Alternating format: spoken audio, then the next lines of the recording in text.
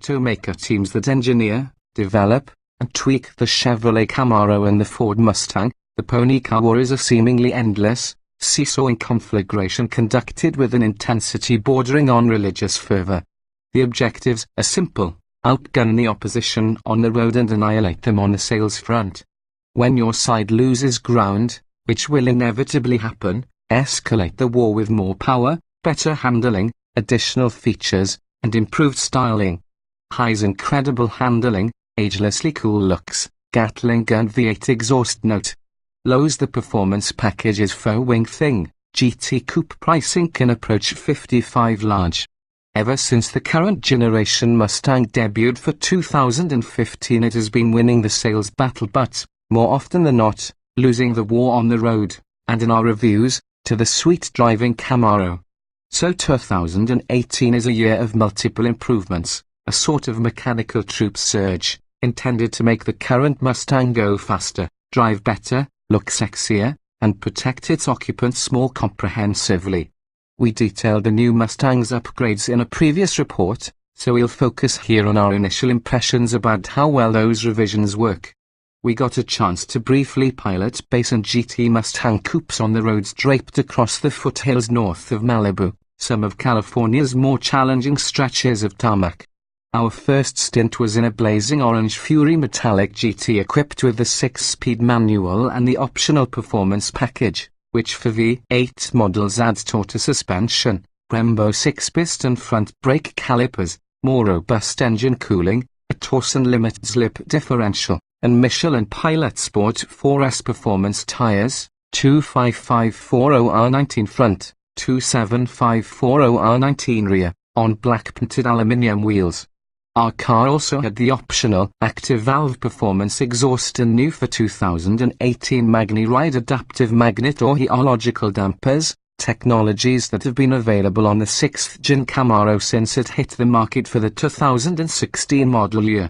If you can't beat them, match their mufflers and dampers.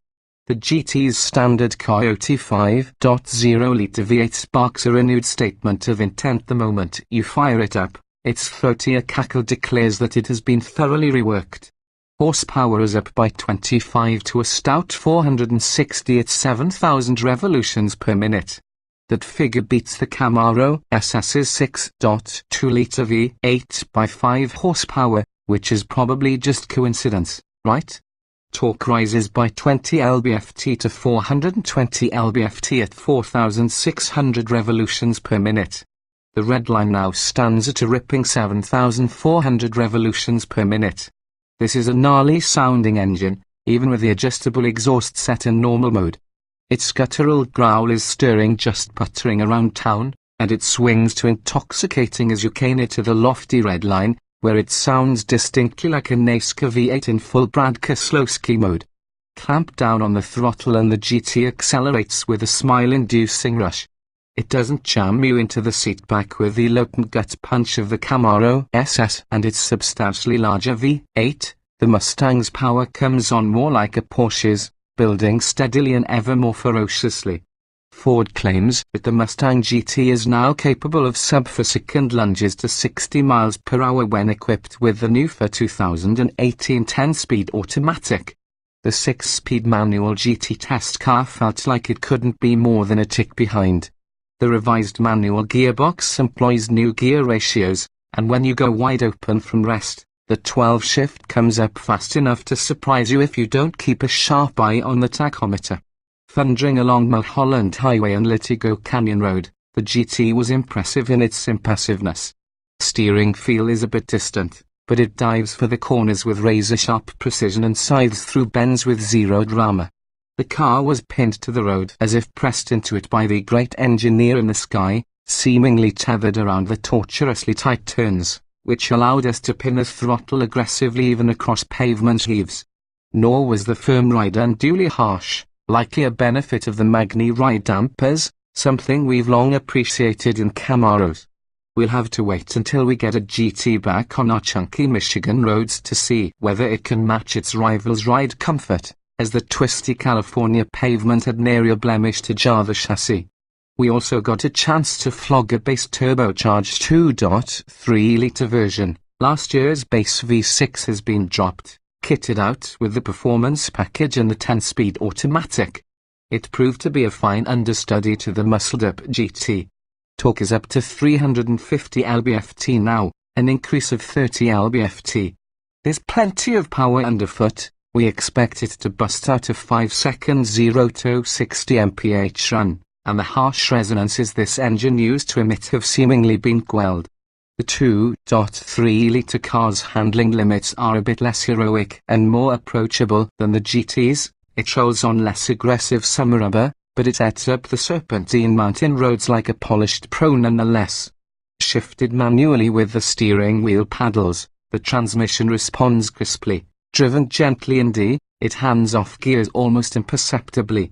Inside, the Mustang differs only slightly from the 2017 model. The biggest change being a new, optional 12.0-inch digital instrument cluster with a reconfigurable screen key to the selected driving mode: Normal, Sport Plus, Drag Strip, Track, or Snow Wet.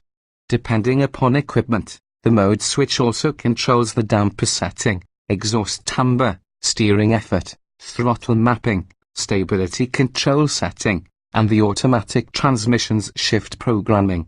There are numerous ways to mix the modes. A bony shortcut button on the steering wheel helps the driver access them, and the My Mode setting allows drivers to store certain preferences.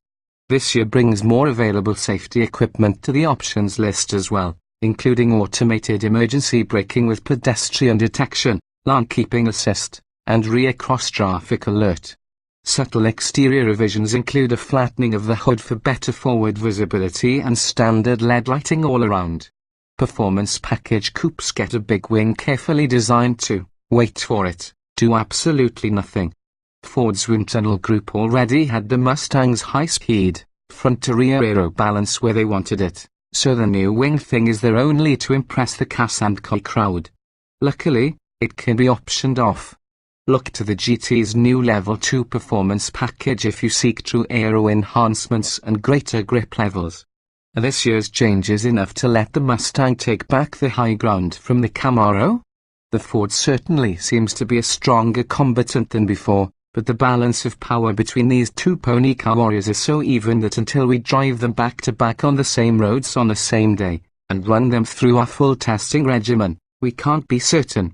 All we know is that, however things turn out, they likely won't stay that way for long.